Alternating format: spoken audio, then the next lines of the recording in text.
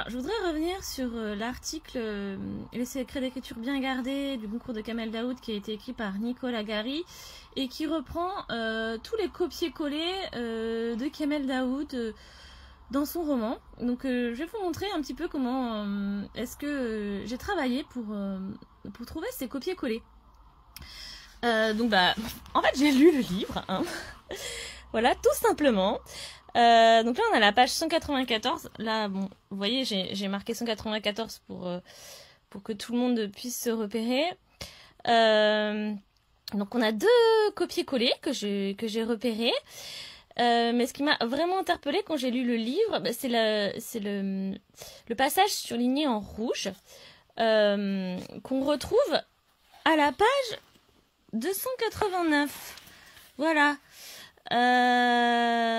Donc j'étais vraiment interloquée. Je me suis dit mais voilà. Enfin déjà j'étais très très moyennement convaincue par la ficelle narrative qui permettait de balancer comme ça des massacres un petit peu. Moi je trouvais que c'était pas respectueux, des massacres un petit peu à l'arrache. Hein. Je vous explique la ficelle narrative.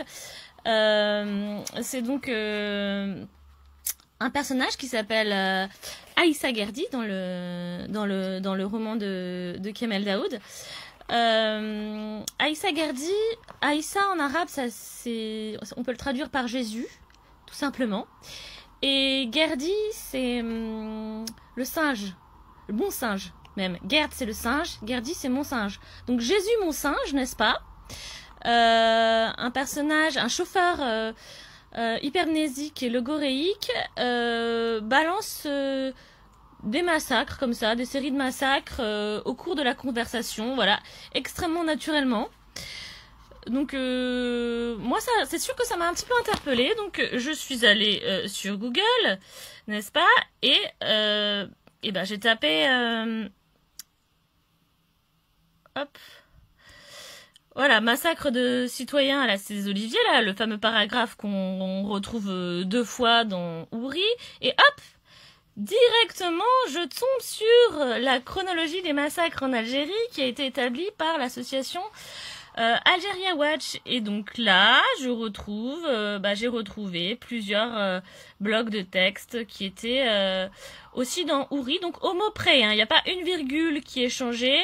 L'auteur a juste vraiment fait un copier-coller, n'est-ce pas? Et ensuite, je suis allée sur Ajoie d'Algérie Mémoire, donc la page d'Ajoie d'Algérie Mémoire. Ajoie d'Algérie Mémoire, il faut savoir que c'est un mouvement donc qui a été fondé par Nazim Mekbel, qui s'est donné pour mission d'humaniser les victimes de la décennie noire, qui fait un travail d'archivage, un travail de mémoire, qui a établi un mémorial virtuel sur les réseaux sociaux, sur X et sur Facebook. Et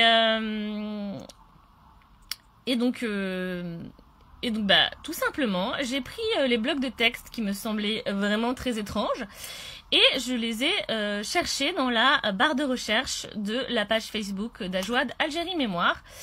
Et voilà, par exemple, donc 6 janvier 95, la famille Laribi, donc hop, dans la petite loupe, j'ai tapé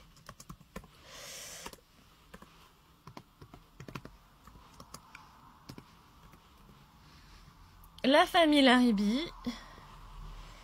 et voilà, et donc bam, bim bam, bingo, hop, la magie des réseaux sociaux, hop, je tombe sur le texte de Kamel Daoud. Donc voilà un petit peu comment j'ai procédé. Donc il y a une dizaine de petits copier-coller. Alors moi franchement, je le dis, ça me scandalise.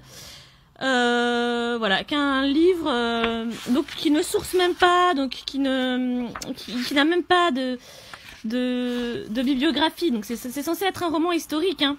Voilà, qui se permettent de piétiner comme ça les victimes de la décennie noire. Voilà, je vous montre un petit peu mon petit, j'ai un peu customisé ma première de couverture, n'est-ce pas? Parce que ça fait 1 mois et demi que je travaille sur sur ce livre, et vraiment ce n'est pas du tout une partie de plaisir. Il y a beaucoup de choses à dire sur ce livre. Là, je me cantonne juste au copier-coller pour vous donner, voilà, pour vous montrer un petit peu la face cachée peut-être de Uri, mais il y a plein de choses qui sont problématiques dans ce roman. Et voilà, donc j'appelle les lecteurs, les acheteurs de Uri à faire le même travail que moi, et puis aussi à se poser des questions. Voilà, juste posez-vous des questions.